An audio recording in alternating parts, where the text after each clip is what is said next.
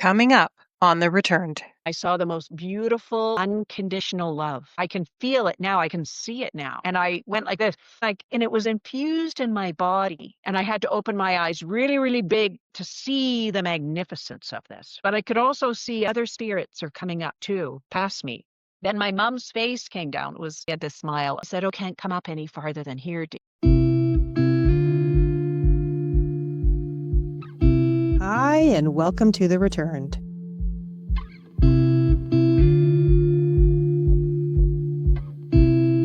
The truth always follows you back.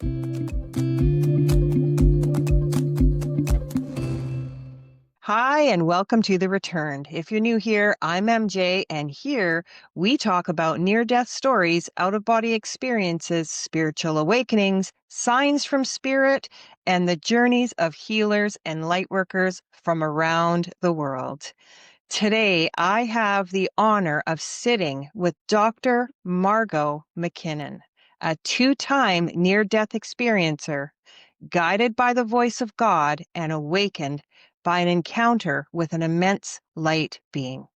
Margot, welcome to The Returned. Thank you so much, MJ, for inviting me. I'm thrilled. Margot, before any of this began for you, any of the experiences, who were you and how did you experience life before all of that? I would say I always knew that I had a spirit part of me from a very young age. And I used to lie on my bed as a little kid and go, how long do I have to be here? And I would go, how long do I have to do this? And my chest would feel so heavy, just trying to breathe. And I had these sensations as a child, and I could see spirits. I remember my sister saying only a few years ago, she said, "Oh, you used to scare us as a little kid because you'd crawl under your covers and say, 'How am I supposed to sleep tonight with all these people in my room?'" And I remember like she and I shared a bed when we'd go to my grandmother's house, and she'd dive under the blankets and I'd be going, I didn't know why she was diving under there, but she told me later, she said, "We used to scare me because you could see things and I'd hear voices and I was talking to spirits like they were real human beings." I always had that, but I also had this profound sense of being a stranger, a temporary stranger here on earth. Mhm. And so when I would ask this, and I always knew like I had this voice that talked to me, and I would ask it, like, how long do I have to stay here? What am I supposed to do here?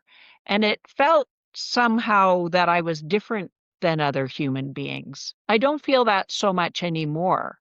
Um, and so I'd say before I had, before I became older and I could integrate these experiences and understand what these experiences were, because I was looking at them through childlike eyes. Um, but as I grew older, I started understanding more of what they are. And then I had a massive spiritual understanding come to me in my 40s, which then explained it all for me. Wow. So if we could go on to your near-death experiences, because I know you've had two of them, and if you could go through those, and then let's talk about how they affected your life, if you're okay with that. Okay. Yes, of course. The first one, now some of your viewers may call it an out of body experience, or maybe they think it's a dream. But for me, I've had so many my whole life is one string of spiritual experience, and my spirit's always had a ability to go here, there, and everywhere. So I don't really categorize really anything that way as far as whether it's an OBE, an NDE, but here's what happened. I was very sick at university. I was in my first year of university at Queen's University. in Kingston, Ontario. And I was so sick, they couldn't send me home. They had to get my fever down. So they put me in the basement in what they called the infirmary, and they had a hospital bed there. And they assigned this nurse to me. I guess she was a student nurse. And she was, we were talking. She said, "Oh, I've wanted to go out with this guy. And oh, gee, I was just so excited. I wanted him to ask me out. And then finally, he asked me out for tonight, but I can't go because I have to look after you." I'm like, "Oh, well, don't worry about me. I'll be okay. Just go on your date." Well, it's not like she said, "Oh no, I have a wristband." It was like, "Okay, I'll phone you at 9 o'clock." So away she went, and I had my experience, and my spirit came out, and it went into the most beautiful orange light. And it went into this powerful, and I felt light and excited and free. And then I thought, oh, I better say goodbye to my roommate. So my spirit was on the ceiling, and it came up out of the basement, and it was on the ceiling, and it got to the lobby of my dormitory, and it was a female only dormitory back in the day, and it was hovering on the ceiling, and it saw all the girls dressed in these formal gowns, and they were all waiting for taxis. And I was on the ceiling, and I was looking down. Now, oh, gee, where are you guys going? And then this one girl looked up at me, and I did a somersault in the air, and I said, "Oh, you've seen your first ghost." And then uh, I zipped on the ceiling, and I went up the stairs. We were on the fourth floor, and I burst through the door, and she wasn't there. And I said, "Well, sorry, I tried to say goodbye." And away I went. Then I came to like this. And then the nurse came back, and she said, "Margot, I phoned you so many times and you didn't pick up." She said, "I thought you were dead." And I said, "I think I was dead." And I said, "Were the girls going somewhere tonight?" And she said, "Yeah, they were going to the military college for a big formal." And I said, "I saw them. I was on the ceiling and I was looking at them." And she said, "You can't even get out of bed." And I said, "Well, I saw them." And so that story actually ended up, all of my stories serve a purpose later in life. Mm-hmm. That story served a purpose later in life. I had a student who, I was a high school English teacher for 25 years. Mm-hmm. Um, I had a student in there, and her eyes had gone flat. And whenever I see a student with eyes that look like dead eyes, I would call them and have them come and sit beside me, and I'd say, "Tell me what's going on. If I can help you, I will. And if I don't know how, I will find somebody who does." Turned out her best friend had been murdered by her boyfriend. And she was away at a basketball trip, and her phone went off, and she didn't get her phone quickly enough. And it said unknown caller on it. And then her mom called her in the morning to say what had happened. And her she said, "I think if I'd been able to get to my phone, I could have saved my friend's life." And I said, "Well, I don't think that's what it is, because when I was 18, I had a near death, and the first person I wanted to say goodbye to was my best friend, my roommate." So I think it was her spirit coming to just say, "Hi, I'm heading over." And I would take it as a privilege. And Mark, when you came out of your body at that time, what did that feel like to you? well, at that particular one, I come out, and it's like, um, this is my hand. I have a body. And I'm integrating. It's like my spirit is settling back into my body. But I also don't know who I am. And that voice always has to come back in to say, "You are Margot McKinnon." Oh, yes, I am Margot McKinnon. Got it. And then I can carry on. My second one was I think I was about like 38 or something. And I was doing an indigenous ceremony, and it was a 4-day fasting ceremony. No food, no water. No chemicals, no nothing. It was the exact opposite. You have to go see if your spirit can transcend your body hunger, then your mind telling you to quit, stop, this is stupid. And if you can transcend the body, transcend the mind, then you can get yourself into spirit. And I did that. My body dropped to the ground. And I went up and my spirit came out and I went up and I saw the most beautiful, unconditional love. Like I can feel it now. I can see it now. And I went like this and it was infused in my body. And I have that sensation now, even when I go like that. And I had to open my eyes really, really big to see the magnificence of this. But I could also see other like gray. And I thought, oh, other spirits are coming up too, with up past me, like heading up.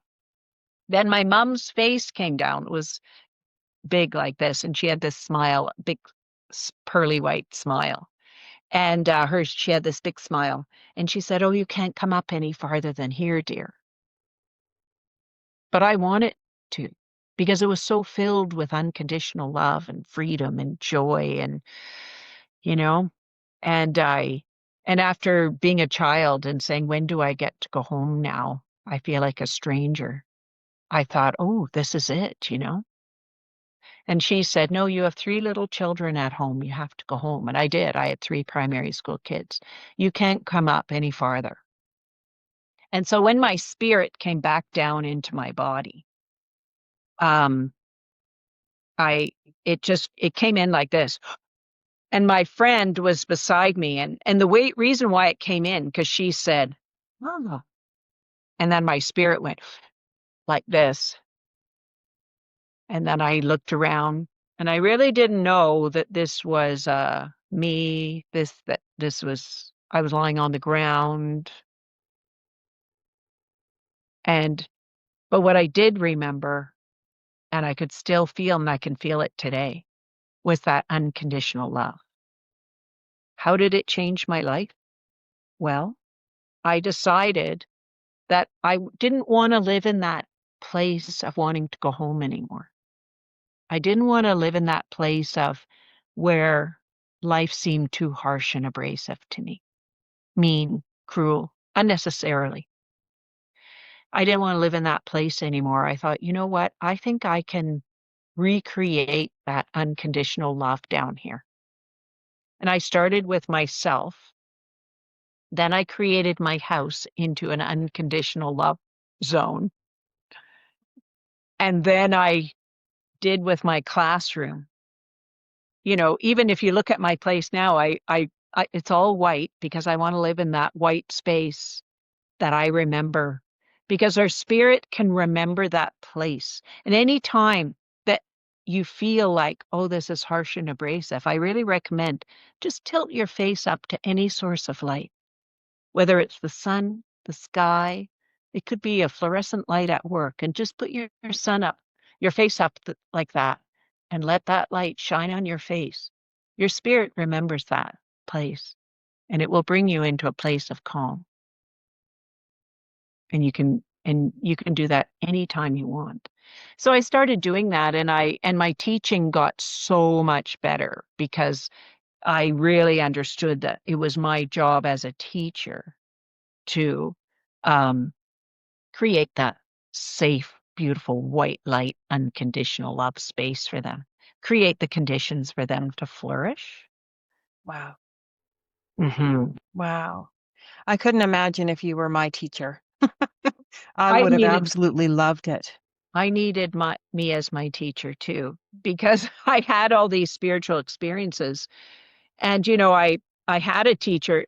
Um, but if we back up about how I ended up knowing I was to be a teacher before I had an NDE, because I said I had all these experiences and I could hear voices and see things and everything. And I didn't know that I could see the future when I was a little kid.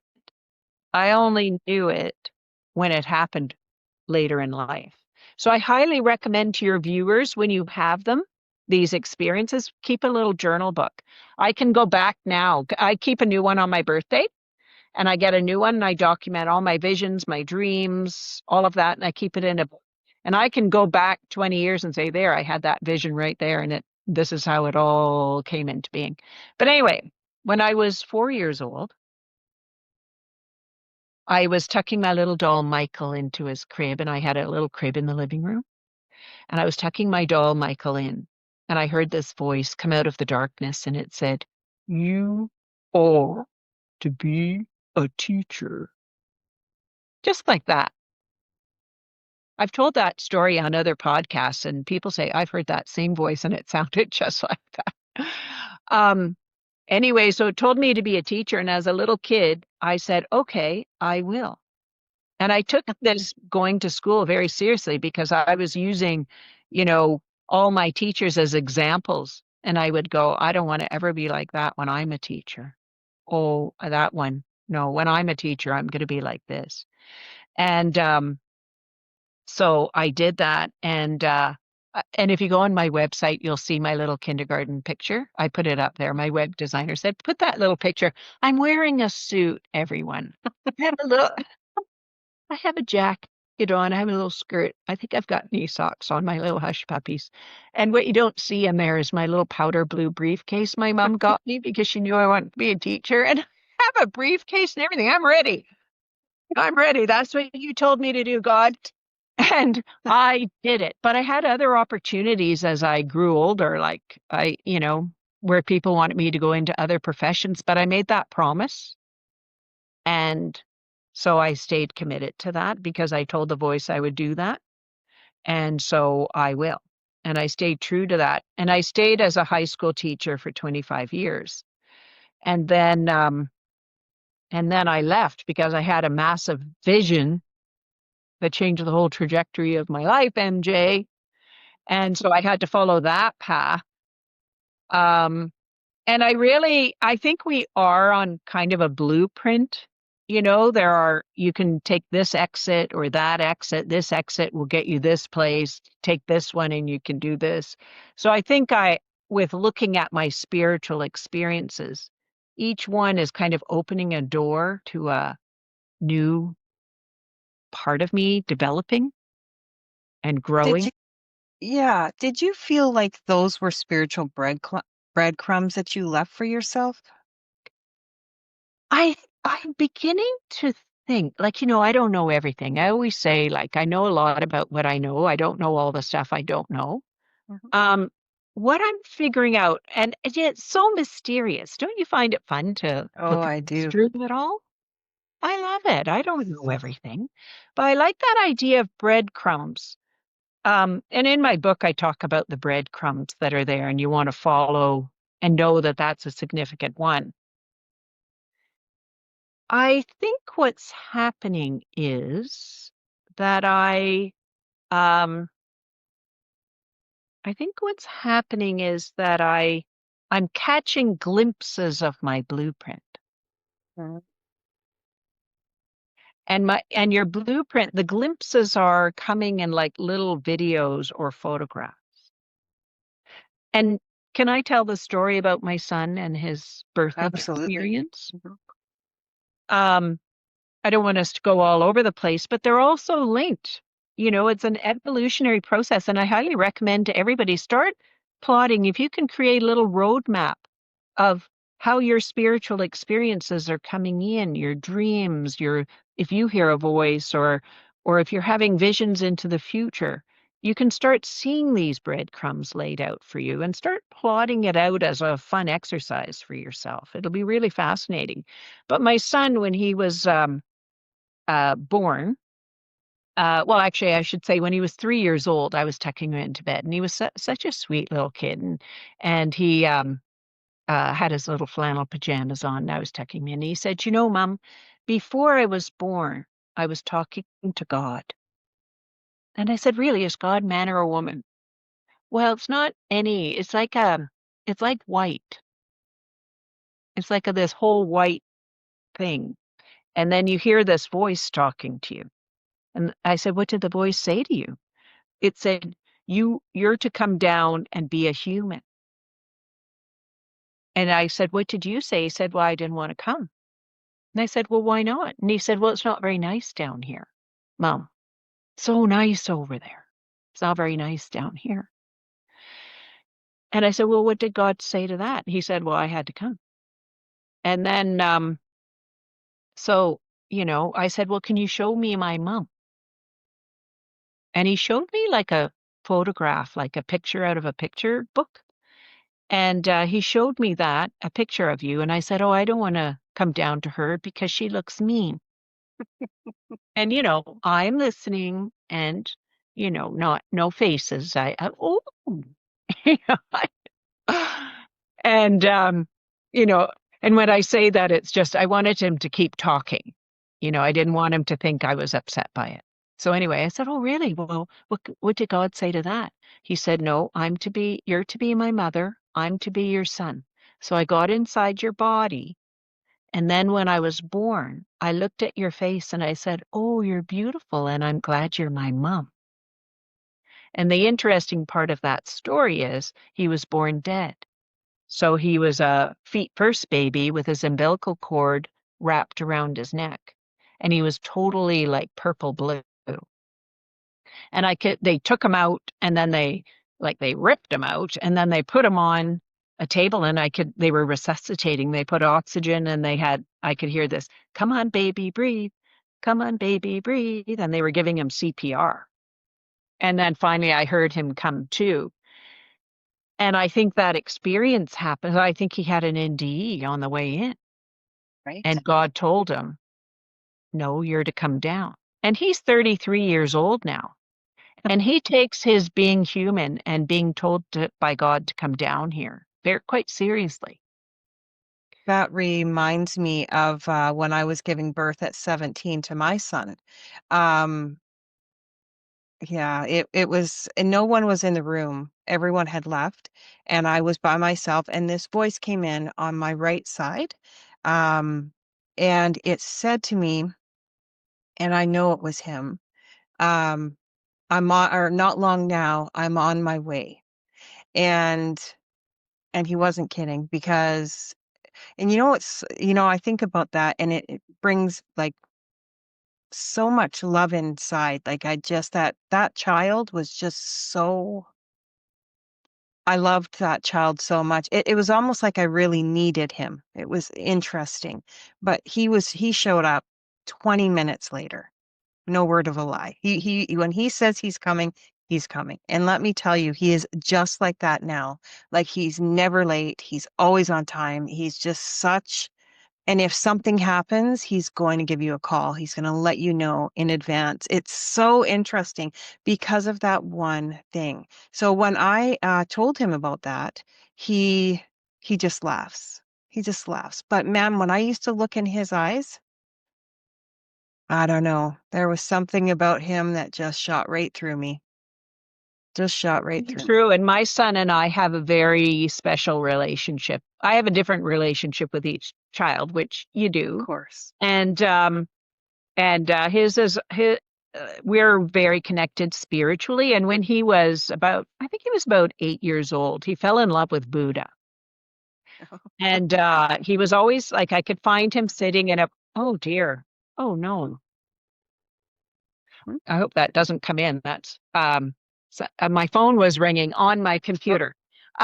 Anyway, he just fell in, and he was always in this Buddha pose. Like when I look around, there he is in a Buddha. And I took him to a museum, the three kids to a museum, and he was sitting in front of a Buddha in the Buddha pose.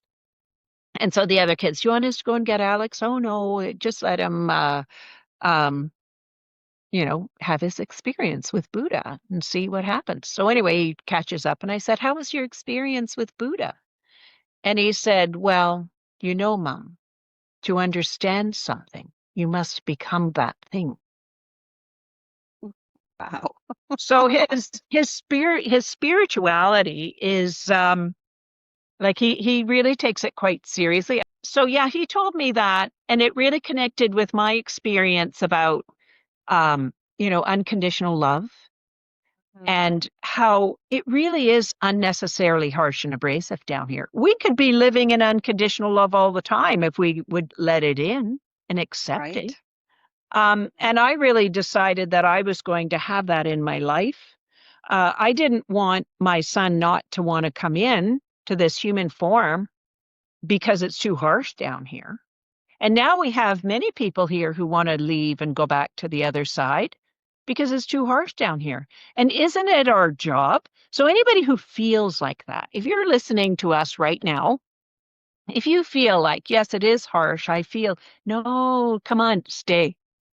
Let's work together and bring that unconditional love in. And it starts with yourself, just creating a beautiful white light space for yourself to live in and treating people with kindness and love, and it will happen for you. And that's what we're here for. Absolutely. Mhm. Margot, could I ask you where actually, I want to ask this first. When you seen the white light, um, what was that white light to you? Well, I didn't understand it. I've grown to have a better understanding of it now because I keep asking questions, MJ. Like I keep asking that voice, like, tell me about this, tell me about that. How does that work? What does that mean? Um, And about 2 years ago, so that near death happened when I was 38. Way older now, everybody. But anyways, so um, I had come in the door from having seen my dad. And my dad was 93 years old. And I'd flown home. He lives on the other side of the country. And we had had a difficult conversation. And I love my dad, and he's was the greatest mentor of my life. And he always said to me, Margot, make sure your life is not just about money. Be of service. Serve your community, serve your city, serve your country. Be of service. And really, he makes me cry because he was such a wonderful man. He just passed away this summer. Anyway, he really we really talked a lot about a life of service, and I've lived my life that way. Anyway, we'd had a little difficult conversation. Needed to be had, but it was difficult. And he was kind of mad at me. And I had to fly home to Calgary. And I walked in the door. I think I still had my coat on. I think I still had my purse slung around, and I flopped down on the couch and I said, I've really created a fiasco. And in fact, my family all calls it the fiasco now. I have created a fiasco. I don't know how to fix this fiasco. And then I heard the voice and it said, well, don't solve it from down there, Margot. Come up here. Come up here into the white light. And I said, up where? You know how to get here. You went there in your near death experience. You went into the white light. You know what that is. Come up here. So I took my spirit. I said, okay, I'm going up. Because you know how I said, I can see it now. I can see that white light every time I tell the story about seeing my mom and everything. So I took my spirit up there and I sat with God and I poured out all my troubles. I said, this is what I did. This is what I said. This is how I feel about my dad. I love him so much. He's the greatest mentor of my whole life. And I don't want to mess things up in the last, you know, decade of his life. What do I do? And he said, I'll solve it for you. I'll fix it. You go back down. And so my spirit, just like my near death, came back down here to be Margot McKinnon again. And then I got an email from my dad the next day, and he said, because I had actually sent him an email that said, I can understand if you never want to see me or speak to me again. I always love you. You're the greatest mentor of my life. Please don't hold it against my siblings. Carry on your relationship, but I will love you forever. Mark. So then I went up and I had my white light experience and I came back down. And then I got this email that said, I love you too. You're my daughter. And I am so happy we have a relationship where you can tell me how you're feeling about things and what you think. I'm glad we have a relationship like that. I'm glad we have a relationship where we can talk about difficult things. And I have taken 24 hours to think about it, and I'm going to make those changes. And you're right. Because I knew I was right, but it was, you know, not kind of up to me. It was difficult. So anyway, he said, and you're my daughter forever, and I will forever love you. So, so what is that white light? It's that beautiful space that is just right around us, and we can send our spirit up there. Just tilt your face up and feel that white light on your face, and then go up in there, and you can talk to God and tell everything, things you've never told another living, breathing soul up in that, and it will be cleaned for you. Do you think that that voice is God? I never wanted to, well, I wanted to think of I never really didn't, I didn't care actually what it was Mhm. at the time, but I was giving this presentation in Canterbury. I did my PhD at Oxford, and I did this presentation in Canterbury on spirituality and my 5 dimensions model. And this minister he said, "Tell me your stories." So I was telling him, and he said, "Why do you think that voice isn't God?" And I said, "Because I'm little Margot McKinnon from Calgary, Alberta, Canada. That's why. I'm just a regular, ordinary person." And he said, "Because when you talk like the way that voice talks, that's how God talks." And he said, "It is God. So now I'm a little bit more able to say it's God, but still I feel like little Margot McKinnon from Calgary, Alberta, Canada." I get that voice as well. Not often, um, but I do get it. And there was one time when I actually, which it was actually just recently, just a couple of months ago, and what it showed me is that our thoughts aren't our own. Like, when you're having them, they're not private, and so it was the first time, wait a minute. Like, I was in bed, it was the middle of the night, I woke up, I was literally sitting there thinking to myself, and this was when I first started my channel. So I was a little bit intimidated by everything. Come on. So when it's something new, it's really difficult, to grasp all the editing and all this stuff. It was just brand new. So I was feeling a little bit insecure, and I was voicing that in my head and talking to myself what I thought I was, anyways. And I was just saying, like, I don't know if I can keep doing this. And okay, what are the pros? What are the cons? Like, going through these things privately to myself. So I thought, out of nowhere, in came the voice. Now, when I describe the voice when it comes in, it sounds like it moves. It's so interesting. Like, when I was telling my husband about it, I said it reminds me of a vibration. So it comes in, and it's ever present, and it's bold, but it's powerful, but not mean. Like, it's just very bold and straight to the point. And it said to me, "You will not stop. You will keep going." And that was the very first time that I was like, well, I just grabbed my blankets, brought them up, and went, okay, like, I'm not, I guess I'm going to be like a good girl and do what I'm told, Yeah. but then I actually dawned on me, wait, I was thinking all that in my head. So that was the first time that I thought your thoughts are not just your thoughts. They're not private.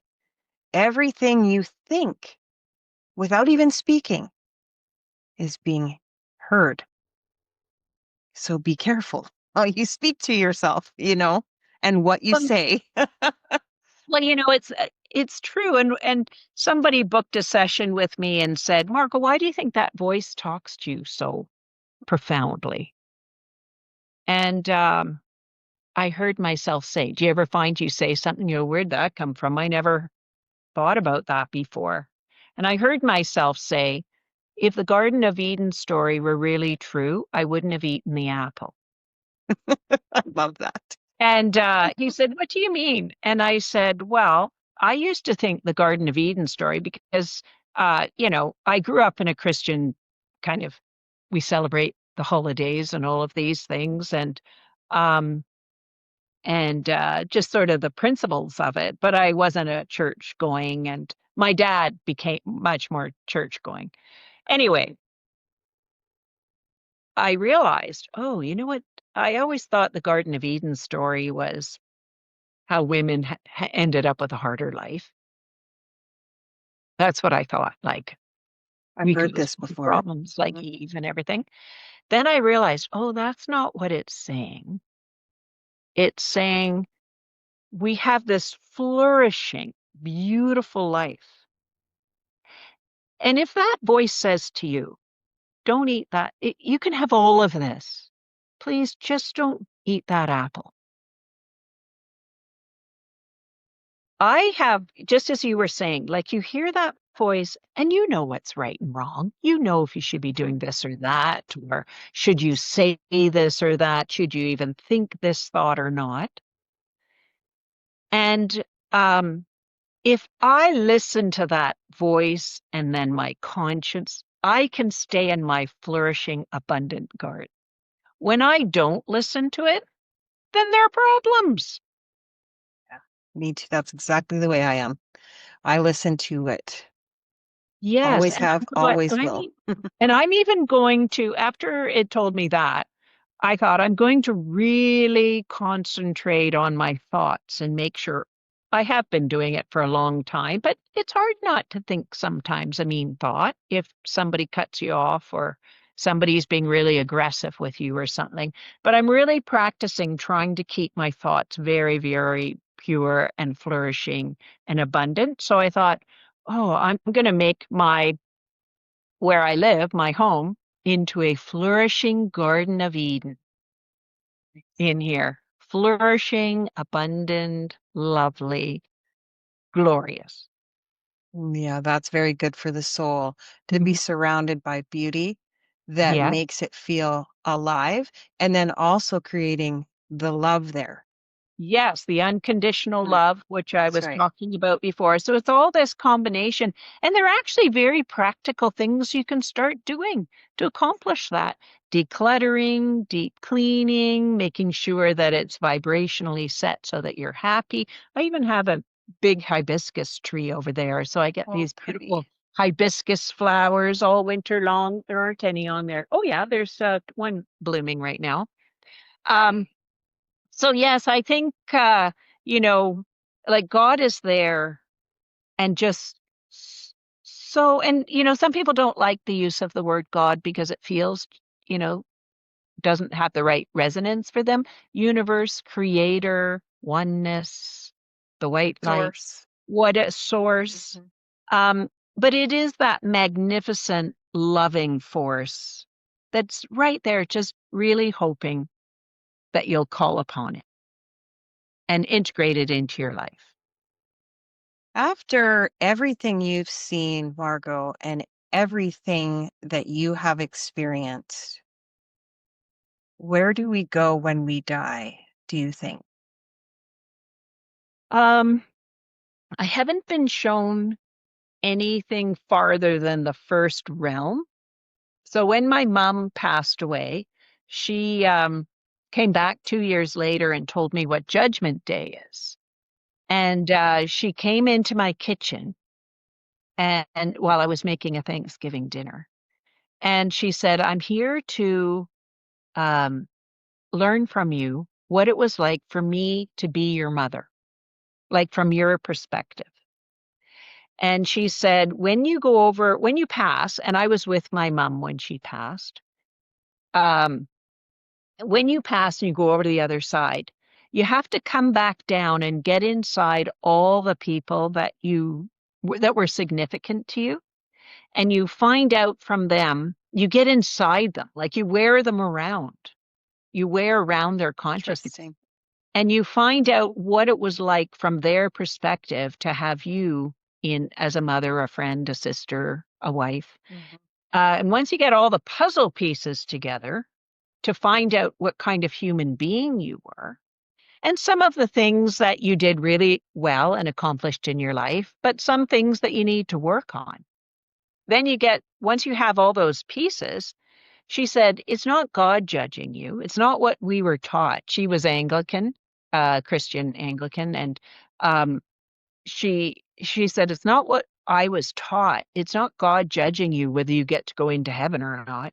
You have to judge yourself and doing a self inventory about what kind of human being you were. And as a high school teacher, and I was really liked working, I did my best work with kids who were struggling with being human. And some of them were behavioral problems. And so if they couldn't, they'd put them in my class and just say, if you can't handle them, then they'll be out of the whole system because you're our last stop for this student. And it really worked for me to have them sit beside me and say, what kind of human being do you want to be? And we draft it all out.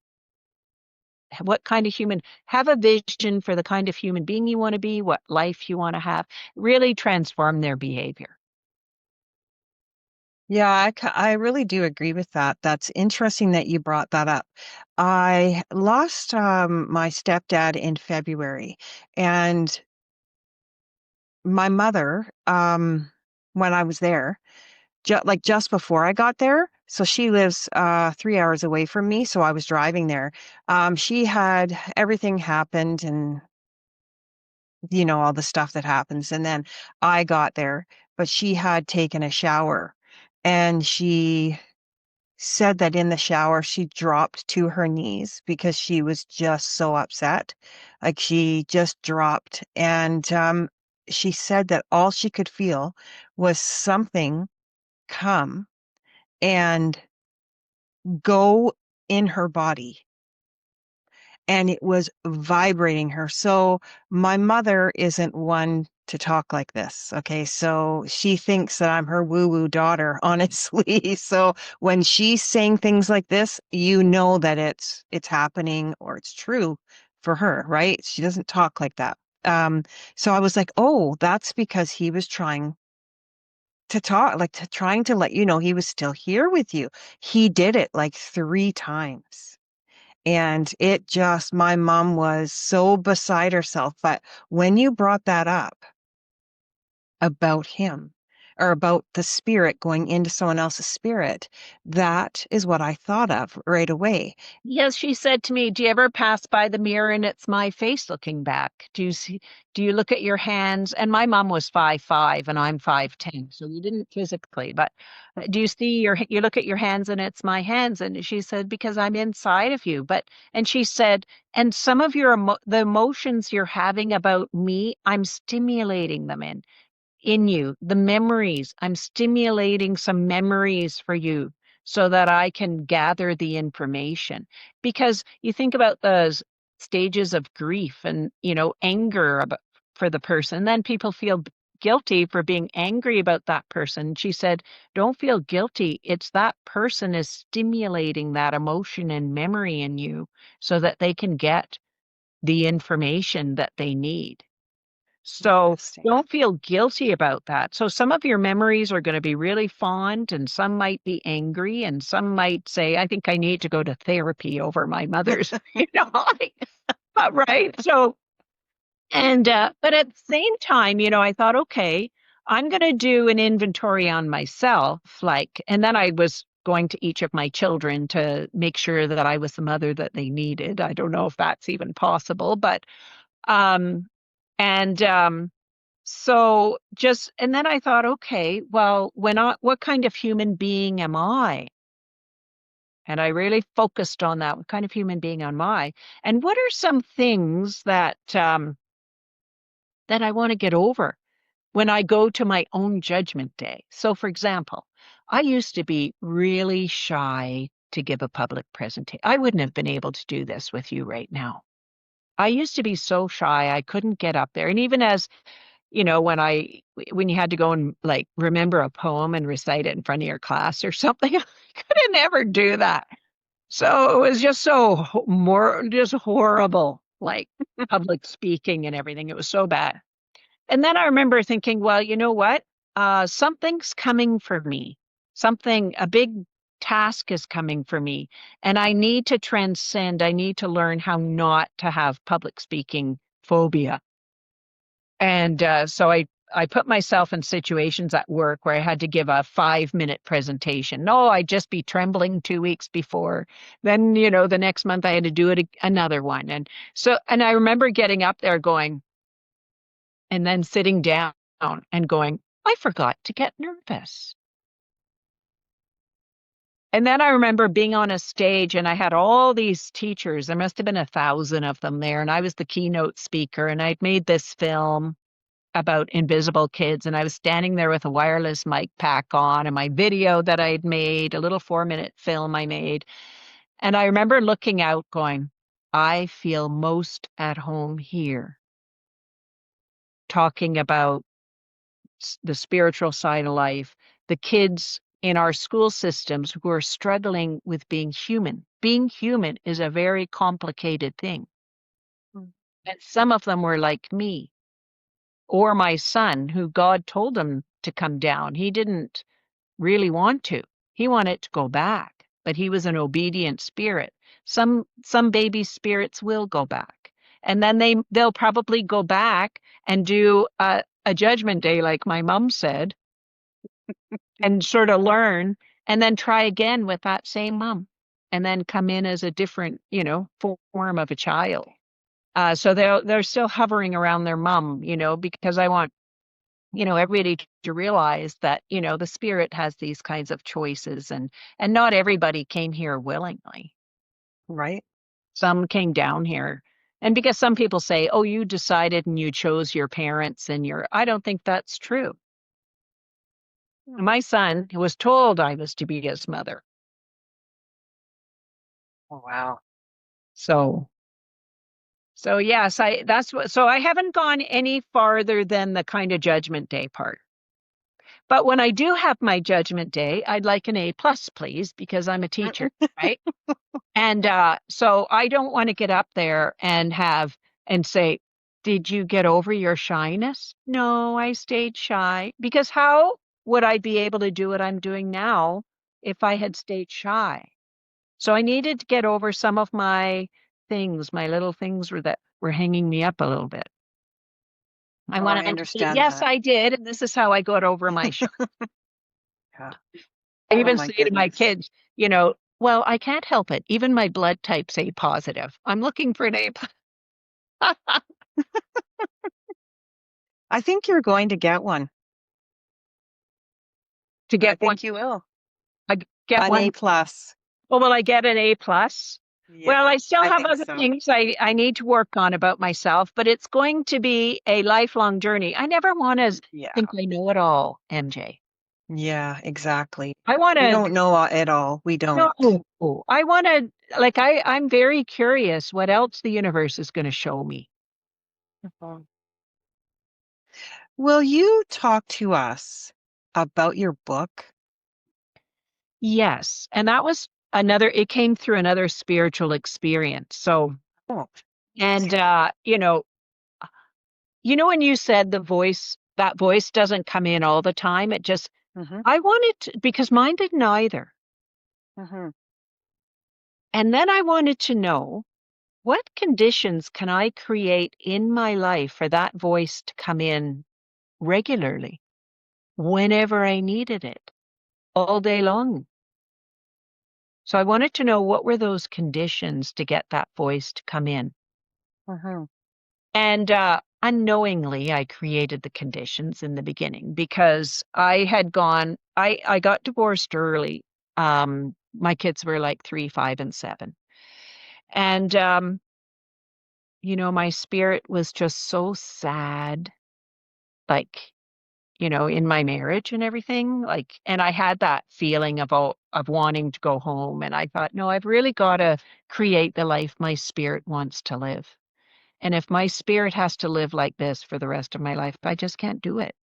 So, I and then I had to drop the kids off at their dad's house and this isn't to run my husband down. He's lovely, but it just didn't work for us. Um anyway, so I had to drop the kids off and I was crying so hard, MJ. I couldn't even drive my car to school. I was like, this is dangerous driving like this, not to see my kids and for 4 whole days. And the voice came in and it said, Margot, you can either spend 4 days crying or you can spend 4 days getting your life back. Remember who you are. And when I came out of my marriage, I was so sad and my spirit was so broken that if I went to a restaurant and, well, what would you like to I wouldn't even have known. Like, I wouldn't have known even what kind of food I liked or what I wanted to do, or if I had 2 hours, because it was just a really hard life I was living. Anyway, if I had 2 hours to myself, what would I do with it? Because I'd never had 2 hours to myself before. I thought, okay, well, I will use my 4 days then to pull myself together. And I tried everything. Like, I was trying to be an artist. I bought myself a little 2.99 set of paints, like, those little watercolors with a little skinny brush and a little pad of paper. I was trying to be a cook. I was trying to be a pie maker. My kids came home. They saw the pie in the garbage, in the pie pan and everything. I wasn't a pie maker. I tried to be a sewer, and my kids came home and found me tracing my shape on a piece of fabric. And they said, Mom, that's not how you sew. Anyway, so I was trying all these things. And I was really having fun doing it. Like, I was really opening up my creativity and I was exploring all parts. Do I like this? I was, going to film festivals and writing, like writing groups and listening to writers and everything. And I kept a journal book and I was writing poetry. And I became happier and happier and so excited about my life. And it transcended into my classroom and I was a happier teacher. I got so excited. And then my principal came along and said, we'd like you to be a principal of a school. So you have to do your master's degree. Okay. So I start my master's degree and I didn't even have a topic on spirituality. It was about teacher professional learning and all of this. So but I took 10 classes and the last class was just for myself. It was called Philosophy of Mind. And the first homework assignment was, how are the body, mind, spirit related? Oh, that's interesting. So I went home and asked the voice. And I came home and I did my usual thing. I cleaned my place, decluttered, sat on the couch, got my yellow pad paper out and a pen. And I said, how are the body, mind, spirit related? And this time the voice actually came in as a massive figure in my living room, came in. It would have been bigger than my ceiling. It was huge. And I was looking at it, it was huge. And it was like bubbling with excitement that I'd asked. And you'd think, how are the body, mind, spirit, that is there anything new to tell about that? Because it's been written about like for thousands of years. What's new? Well, it gave me something new. It said, we have 5 dimensions of self, 5, not just 3. You have a body, a mind, a spirit, a soul. At this point, I said, spirit and soul. I thought they were the same thing. No, they're 2 different things. And you have oneness, 5 dimensions. So your body dimension, mine looks like me, yours looks like you, but it's also the way you keep your house and all of these things, the material part. Mind is your logical, rational, intellectual self. It does your taxes, Excel spreadsheets. I don't know how to do them. And organizes your to-do list, all those things. Spirit is the part of you that came from unconditional love. It will go back into unconditional love. It has powers down here, which I teach people in my webinars. Like, we don't get taught in our culture like we get taught how to do phys ed class in our gym class and go for a run and health and nutrition. We have schools for intellectual development, but how do you train your spirit part of yourself as a dimension? So I teach people about that. Um, and so your spirit and then your soul is your purpose and your meaning. Why are you here? And then your oneness is connection and belonging, including connection and belonging to God, creator, universe, all that is. So you have 5 dimensions, but this was the part that I found quite fascinating. You're born dominant in one of those dimensions, and you grow the other ones over time. Body dominant people, their spirit came in and loved the human experience, hair, makeup, nails, fashion, design, choosing the best shade of lipstick, getting a new car. Mind dominant, their spirit came in and loved systems, organization, crossword puzzles, math, like engineering and medicine, all those kinds of things where you need to really know the systems. Spirit dominant, I found out I was spirit dominant. So when you asked me, your very first question was, what was I like before? Well, all these things were happening to me randomly, and I had this sensation of how long do I have to stay?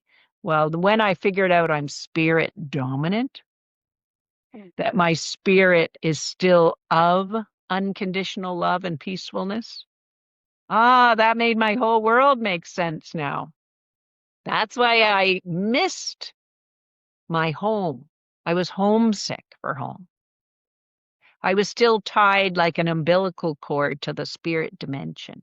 And I was of spirit, and I had to learn how to be human. And being human is a very complicated thing. And not everybody does the human experience as well as others. But you can, but you can. And I learned how.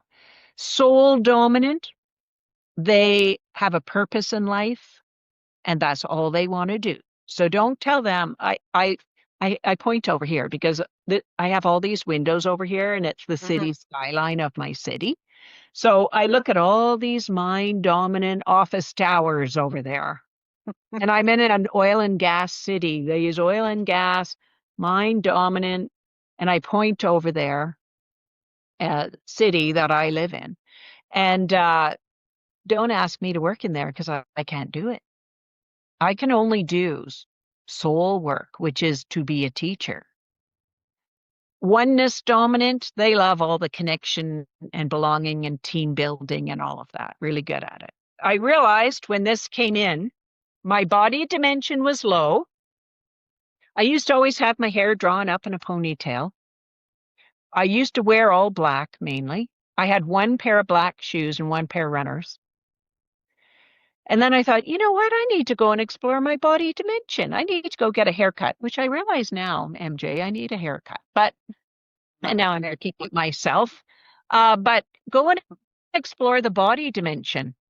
Go and explore the mind dimension. So I went off and got my PhD at Oxford.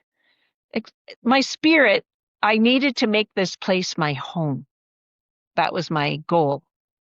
And then soul, carry on with my purpose. But I also realized that being spirit dominant also made me feel lonely. And I was lonely for the other dimension, the spirit dimension. But I thought, that means my oneness dimension is low. So I decided to boost my oneness dimension. And I wrote my first book, which is the first iteration. I call it The Exquisiteness of Being Human. I got this little haircut for the picture. And I ran in there and I said, just cut my hair so I can never get a ponytail in it. And so I called it The Exquisiteness of Being Human because I wanted to stop having that feeling of wanting to go home. I wanted to make this my home. I wanted to find the exquisiteness of my life. But I don't think I would have gotten that vision, that massive vision, if I was pining to go home, longing to go home, and sad. I needed to do that get ready phase of, am I a pie maker? Am I an artist? Am I a writer? Am I a poet? And explore all those things. And I needed to do that process first to get myself back and remember who Margot McKinnon is. And once I had that, that voice came in and said, you're not going to become a high school principal because you just got your spirit back and taking that job. And I'm not saying that being a principal it would break my spirit and my soul. That's not what I was supposed to do. So it crashed in on my master's thesis and said, you're not being a principal. That'll crush your spirit. That's not what the plan is here. We're going to give you the dominance theory. You're going to go off to Oxford, get your PhD, and be able to articulate to mind dominant scholars why the spiritual part of us is so important. I remember when I was younger and in earlier relationships, there is this longing of love for me that I have never been able to quench, and it started a long, long time ago. I remembered that I could never find. I would just feel so disappointed. I don't know how to really explain it because it's not about loving someone, but it's about this searching for. It changed my life because it re-engaged me with my life. Um, and what you're experiencing is because you remember that powerful unconditional love that I had, and probably you did too, because you had a near-death experience as well. When you feel that unconditional love, it can make you very lonely for it down here. It's hard to match down That's here. exactly what I was going to say because Yes, after my NDE, I was like, felt it again, and then it was gone. And I knew the difference. It's just a different love. It's a different love, and it's not like you can love down here, right? But it's such a different feeling, and I think that we're just really fortunate to have ever felt it I and agree. remember it. Hmm. Yes, I agree. But one time I was giving this I'm working on spirit dominant leadership right now as a concept because there are other leadership profiles and I thought if spirit dominant people know the power of unconditional love and peacefulness, but what they do is they stay apart from the fray out there, this mind dominant world, and they'd rather retreat. When spirit dominants are stressed, I show you what in each of your dimensions, if you're at your best and when you're stressed, what that looks like. How to, once you realize you go, oh, I'm going down the pathway of a stressed out spirit dominant. And so we retreat from the world into our little nest. And but how can we be leaders if we keep retreating from the conflict and the harshness out there?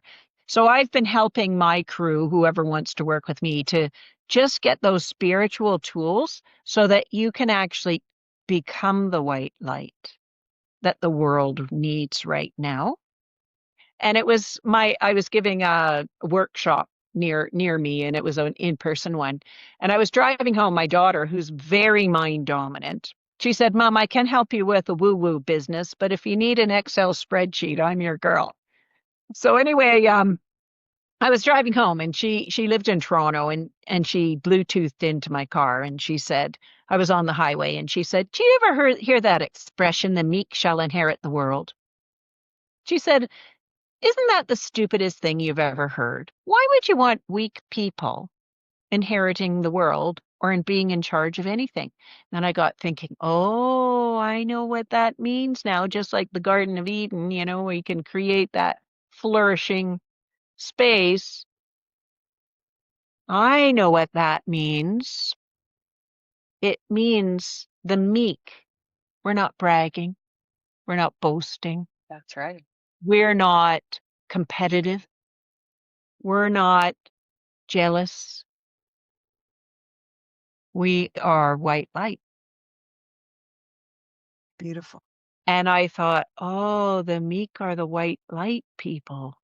Well, so now I've been getting more and more messages from the voice because I've been teaching people how to stand in their white light and how to enter into these difficult conversations. How to challenge people their thinking in a respectful, articulate way, and stay in that white light energy. Because it's in that we can actually make this a better place. Absolutely. So for spirit dominance, please don't retreat from the world. Let's get the skills so that you can get out there in the world and make a difference. Oh, can you tell us where we can find your work, your teachings, your services, your offerings, please? Yes, you can. So it's on my website. If you see my book on Amazon, it's somebody else selling a book on here. It's not me because I've been working on Mind Dominant, trying to get my book on Amazon all week, and I don't like having to go into the mind. I think it's time to call your daughter. I that's actually a really good idea now, come to think of it. But it's like I procrastinate if I have to do a whole bunch of mind dominant things. And I'll just say, oh, that's too hard. I'd rather just have a vision. But anyway, I'm going to have it on Amazon. I hope so.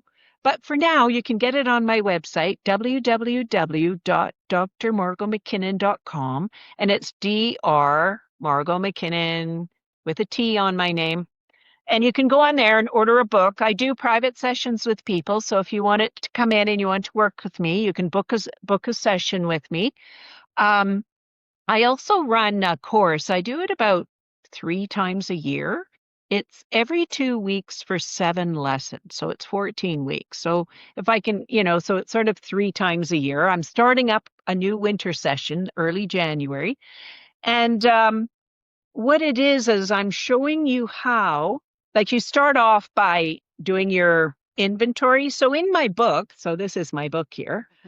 In my book, I have you can take your self inventory and you'll find out how you're operating at your best in each of your dimensions. Then you can find out what you look like when you're stressed. I used to explain my stress behavior as a good thing. Retreat, don't say anything. Just retreat and stay silent. Now I have decided, no, there's a way of articulating. So this has really helped me do that. But also, it's helped me understand the people in my world. Oh, good. So, because I found out, because the voice showed me this, mind dominance, unless, of course, they're developed in their other dimensions. We need mind dominant people, for heaven's sakes. No one's going to ask Margot McKinnon to get the engineering skills to build a bridge across the river. We need mind dominant people, right? Not Margot doing it. But anyway, so we need mind dominant people. But when they're stressed, quite frequently, because they're system structured people, it means their structure and their system is breaking down. So they will micromanage people in their workplace. And they will use this word, idiot. I work with a bunch of idiots. Look at all the idiots on the road.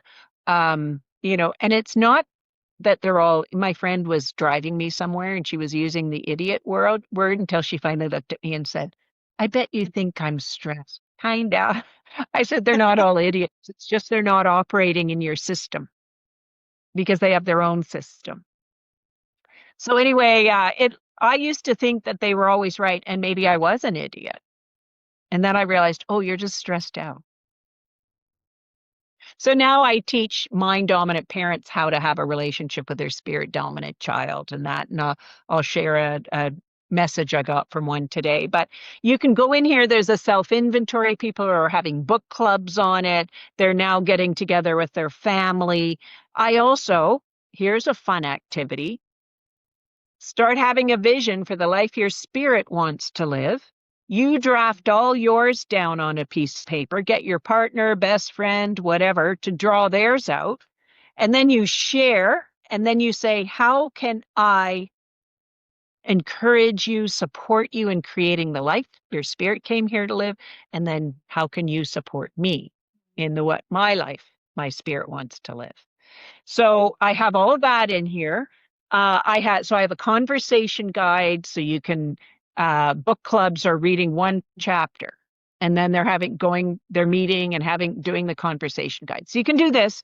Then I have my series that's coming up. So we do our inventory. Then you learn. I teach you. I'll never do this on a podcast. You have to come into my sessions because I need to see your face, and I do them live, and I show you how to do it. I teach you what your spirit feels like in your body. I have you learn how to get your spirit to run errands, how it can heal things, what your spirit looks like when it's not at the right vibrational level, and how to get it in there. When your spirit's whirling around and fragmented, I show you how to bring it all back in. So we do that. We do how to deal with the abrasive, toxic people in your world. How do you deal with that? And one day, MJ, I came in and I sat down over there and I said, I'm so tired of dealing with difficult people. And I heard the voice said, me too.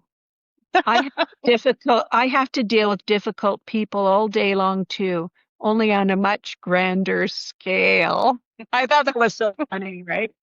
So anyway, I want to deal with it. So rather than shying away from it, I want to learn, how do you do it better? Mm-hmm. And then because my son, God showed him a picture of me, a photograph. The voice showed me how our photographs can actually indicate our blueprint that we were born with. Oh, wow. And you can start using your own photographs, and then it triggers the visions, like the little videos of your future. And then you can start seeing those and then put those on there so I show you how to do that. And it works so beautifully. And then we do our, like, where are you going from here? And a lot of people, they take that, then they want to join my Ask the Universe group because it's working so profoundly. They don't want to slide backwards. So then we meet once a month in a group format and they do that. But can I read a note I got from a mom today? Absolutely. In my last webinar. Okay, so I call it a webinar, but it's really me live teaching. I don't know why I call it. I don't know what else to call it. But anyway, she joined because she had an autistic son, so on the spectrum. And she said, I've come to this group because I know I'm mind dominant and I need to learn how to parent my son better. So anyway, she joined. By week 2, her spirit could go into the spirit dimension and run errands like nobody's business. She said, I didn't realize that was my spirit. She said, I can start healing my son with my spirit, can't I? Yes, you can. Yes, you can. And then she went to the next lesson. Oh my God. And then she started using the photographs technique that I taught her I taught her through the universe because it teaches me how. And here was a result. So I'm going to read it to you. Okay. She wrote this to me this morning and she said it's a testimonial, so I'm allowed to share. Mm-hmm. My son, now 9 years old, started to withdraw from real life after his brother was born 6 years ago. So when he was 3, he started withdrawing. We tried many approaches to help him connect with us again, but the progress has been slow and limited. I found out about the dominance theory and joined a program with Dr. McKinnon. After applying the tools I learned, within 3 weeks, my son started showing real interest for connection and play. He is more playful and present and found a passion for comics. But what shifted dramatically within 3 weeks, and I knew it wasn't just a coincidence, is the fact that he suddenly understood arithmetic after struggling for 3 years. He has a condition named dyscalculia and understands math basic tasks way slower in the normal school environment. So she's joined my Ask the Universe because she said, this all works, Margot. Like, I don't want to slip backwards. I want to keep going. And we get a new question every month. We work on it. And we run experiments on ourselves to see how we can get the voice to come in clearer. But I think it's interesting because this was a mind dominant mom. So she's focused on the math because she's mind dominant. Yeah. But in the group, she said she took a photograph of her son smiling before he was 3, before this change happened. And she plastered all these pictures of her son smiling, unbeknownst to her son. The teacher within a week called and said, I am bursting with excitement to tell you that your son is smiling in class now. She didn't put that on here, which I wish she had, but because she's mind dominant, she focuses on the math. I thought it was the smiling because I'm a spirit dominant person. But anyway, so the lessons in here, my tagline is results defy logic.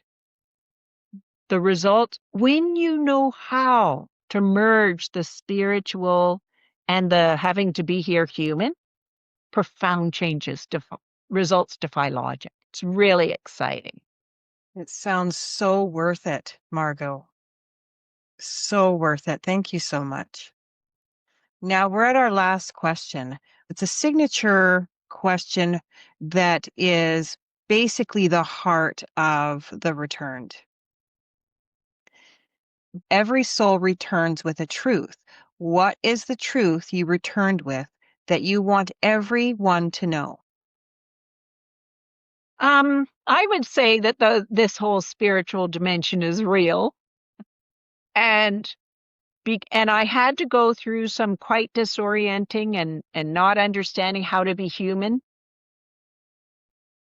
and feeling like a stranger. So all what you were, all these breadcrumbs that are put out for us, and I have tracked mine and followed mine. This is really true. And I had a client in here. She wanted to connect with her mother who had passed away. And she didn't give me her name or anything, but I called their mom in. Her mom gave me her name, which turned out to be real. And I said, "What message do you have for your daughter?" "Tell her it's all real. All this whole spiritual stuff." I realized that I didn't believe in it when I was down there. And then I had to pass away over to the other side to find out it's real. So she said, "I'm over here having to learn all this spiritual stuff." So she said, "I'm going to sit by my daughter whenever she's in the meetups with you because I want to learn about it too." So it really is real. I believe that the universe gave me the role of being a teacher early in my life, gave me all these breadcrumbs. It was up to me to figure it out with now the help of the universe. And I think now I've created the conditions that this voice comes in quite profoundly, quite strongly now for me on a regular basis. So it's real. It's real, folks. And so is unconditional love.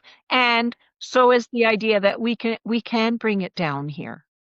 It's up to us. We can be the agents of change that the world needs now.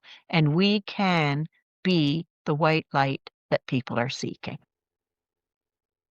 Oh, Margot, you are the most fascinating woman. You truly are. Wow. Little Margot McKinnon from Calgary, Alberta, Canada. Yes, the little yes, the little Margot McKinnon. Oh my goodness. Wow. Margot, I want to thank you so, so much for sharing your experience, your wisdom, and thank you for entrusting me with your story. Your journey reminds us that we are far more multidimensional than we realize, and that this is actually an invitation to remember who we truly are. And I am very grateful that you chose to share your story here with us today. So thank you. Thank you so much. And your conversations with you are a joy. Thank you very much.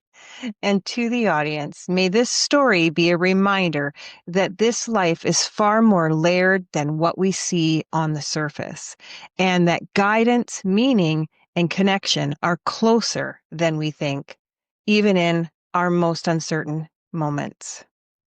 And until next time, Stay open, stay curious, and keep returning to the truth within you.